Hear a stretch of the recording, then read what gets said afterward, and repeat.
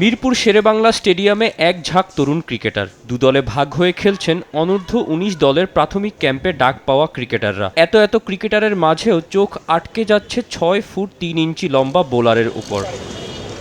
নাম তার অনিক দেববর্মন। দেশের ক্রিকেট ইতিহাসে প্রথম আদিবাসী ক্রিকেটার। হবিগঞ্জের বাহুবল থানার কালীগুচিয়া গ্রাম থেকে বহু বাধা পেরিয়ে জায়গা করে নিয়েছেন টাইগারদের আন্ডার-19 ক্যাম্পে।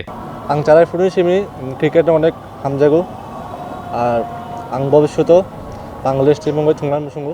আমি ছোটবেলা থেকেই ক্রিকেটকে খুব ভালোবাসি আর আমি বাংলাদেশ টিমে হয়ে খেলতে চাই। আর আপনারা সবাই আমার আশীর্বাদ দোয়া করবেন। ছোটবেলা থেকে অনেক তাসকিন আহমেদের ভক্ত।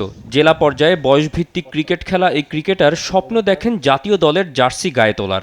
আমাদের বাংলাদেশের তাসকিন ভাইয়া আর পাকিস্তানি শোয়েব আক্তার আর অস্ট্রেলিয়ান ব্রেটলি আমার টার্গেট ইন্টারন্যাশনাল বাংলাদেশ টিম। আমার একটা ভাই ছিল, মানে আমি এলাকায় আর কি বড় অনেক সাপোর্ট করতো আমাকে।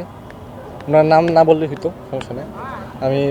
উনি আমাকে অনেক হেল্প করেছে। বোলিংয়ের গতি সুইংয়ে কোচ নাজমুল হোসেনও তার প্রশংসায় পঞ্চমুখ। ভালোবেসে ডাকেন ঈশান্ত শর্মা বলে। ওর যে পেসটা আছে আমার কাছে মনে হচ্ছে আন্ডার 130-এর মতো বোলিং করে এবং সাথে যেহেতু সুইং করাতে পারে, তো যেহেতু এখন আর্লি স্টেজ, যদি বলেন যে প্রফেশনাল ক্রিকেটটা জাস্ট স্টার্ট করছে, তো আমরা চিন্তা করি হোপ করি যে অথবা ও যখন 20+ বা তার বেশি হবে অথবা পেসটা আরও গ্রো হবে, আরও একটু স্ট্রেংথ হবে, যেটা প্রসেসটা আমরা মেনটেন করে ওর পিছনে আমরা কাজ করতেছি। আমি কিন্তু অলরেডি আমি ঈশান্ত শর্মা ডাকা শুরু করছি।